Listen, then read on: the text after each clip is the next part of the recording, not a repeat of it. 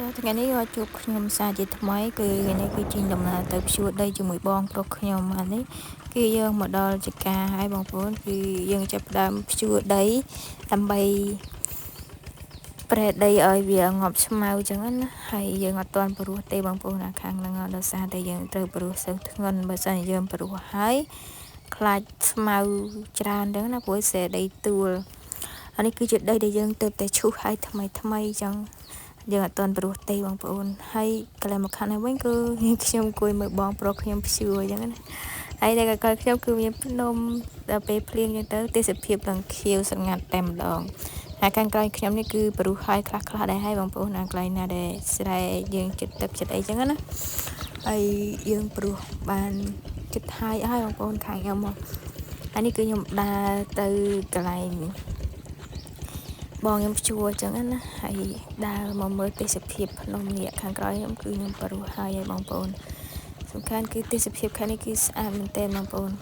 ហើយសំខាន់មើលខ្ញុំទៅមានបានការអីទេគឺនៅអង្គុយមើលបងខ្ញុំព្យួរអញ្ចឹងទៅក៏ដើរមកខាងក្រោយដែលអរមលប់ជ្រកហ្នឹងណាហើយណាមួយគឺចង់ដើរមើលទេសភាពស្អាតមែនតើយើងថតពេលថ្ងៃម៉ោង1ម៉ោង2អញ្ចឹងណាហើយនេះនៅបើកថ្ងៃក្តៅមែនតើបងប្អូនហើយខាងខ្ញុំគឺភ្លៀងបានយប់មិញហើយពេលថ្ងៃនេះគឺអត់ទេហើយនេះគឺថតឲ្យពុកម៉ែបងប្អូនពីសកម្មភាពខ្លះដែលនាងខ្ញុំបានទៅជាមួយបងខ្ញុំអញ្ចឹងដែរហើយបងខ្ញុំអ្នកព្យួរទេខ្ញុំមិនអ្នកសូវចេះព្យួរគយន្តហើយយើងអត់ចេះកាន់គយន្តដែរអញ្ចឹងណាហើយស្រែខ្ញុំនេះខ្លះជួនកាលដាក់អត្រាជួនកាលគយន្តខ្លះដែរបងប្អូនដោយសារដីខ្លះព្យួរអត់មុតអត់អីអញ្ចឹងណាចឹងទៅមានដាក់អត្រាដីថ្មីដែលយើងវាយព្រៃហ្នឹងណាចឹងទៅយើងដាក់អត្រាទៅហើយខ្ញុំនេះគឺនៅស្រែ2-3ទៀតនៅច្រើនកន្លែងដែរហ្នឹងដោយសារតែអត់ទាន់ព្រោះទេបងប្អូនចាំខែចុងខែ6អីអញចាប់តាមព្រោះស្រូវធ្ងន់អញ្ចឹងណាហើយនេះមើលភ្នំ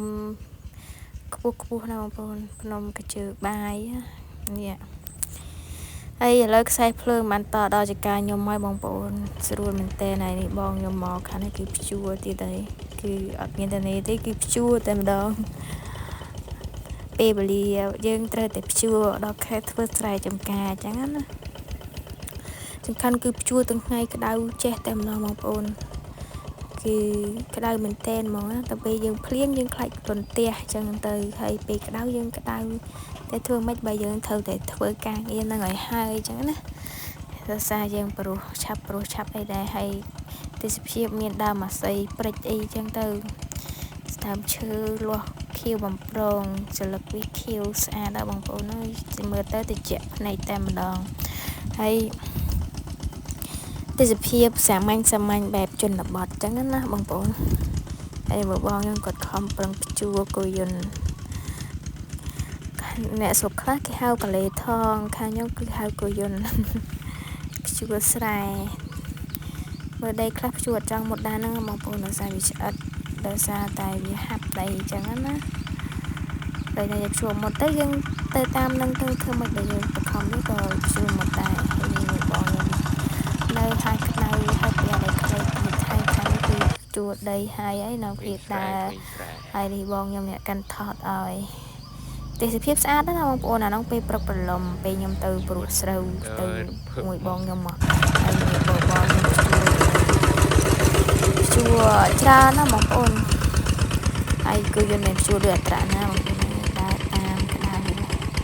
ព្យួរយកទៅគឺឈប់សម្រាប់ខ្លះទៅមកនេះពេកចេះការបខំពេកក៏វាម្បាក់ដែរសំខាន់គឺសុខភាពយើងពីក្តៅអីចឹងណាអញ្ចឹងទៅយើងសម្រាប់បានក៏សម្រាប់ខ្លះទៅកុំឲ្យខំយកតាណាអីច្រើនពេកធ្វើតាមដំណើរនៃការងារដែលយើងទៅធ្វើមិនមែនយើងត្រូវការងារឲ្យគេទេយើងធ្វើការងារខ្លួនឯងដោយសារក្តៅយើងចាំសម្រាប់អានេះស្រែដែលខ្ញុំត្រូវព្រោះនេះហើយបងខ្ញុំថតឲ្យមើលដើមថ្នោតបងប្អូនអើយពុះស្អាតមែនតែនហើយចាប់ដើមរស់អញ្ចឹងណាហើយខាងក្រោយហ្នឹងគឺព្យួរហើយព្រោះហើយបងប្អូនសំខាន់នេះកាន់កាមេរ៉ាឲ្យហើយកាលពីខាងនេះគឺបងខ្ញុំព្យួរវិញទៀតហើយ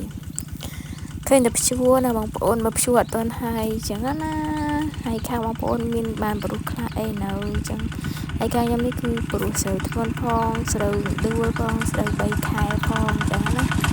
ហើយឆ្នាំនេះខ្ញុំធ្វើស្រូវ3ខែដែរស្ដាប់សលេងសัตว์ព្រៃយំមើលទេសភាពដើមនៅមាត់ស្ទឹងអញ្ចឹងណាហើយនេះទេសភាពស្អាតមែនតើឡងខៀវមុំប្រងដំណងឲ្យបងខ្ញុំកំពុងថតហើយខ្ញុំក៏រួចថតគាត់ទៅហើយនោះដើមអាស័យពេញពងហើយចឹងណាមើលដីយើងភ្ជួរនោះស្អាតមែនតើហើយឆ្កែខ្ញុំមកទិខានថតវាយូរហើយដោយសារតែវាមកនៅជាការចឹងណាហើយនេះស្ទឹងបងប្អូនស្ទឹងឥឡូវមានទឹកប៉ុណ្ណឹងហើយបងប្អូនខាងខ្ញុំហើយមុនទាំងបញ្ចប់វីដេអូនេះខ្ញុំសូមselfie មួយចឹងណាមើលទៅបងប្អូនហើយទេសភាពបងឡើងក្តៅមេឃបើកថ្ងៃក្តៅចេះយើងមានតែខែហ្នឹងហើយដែលប្រុសស្រូវបានទៅពេលភ្លៀងឥឡូវក៏យើងមិនហ៊ានដែរបងប្អូនហើយវីដេអូនេះខ្ញុំក៏មានតែប៉ុណ្ណឹងសូមអរគុណសូមជម្រាបលាពុកម៉ែបងប្អូនអរគ្នា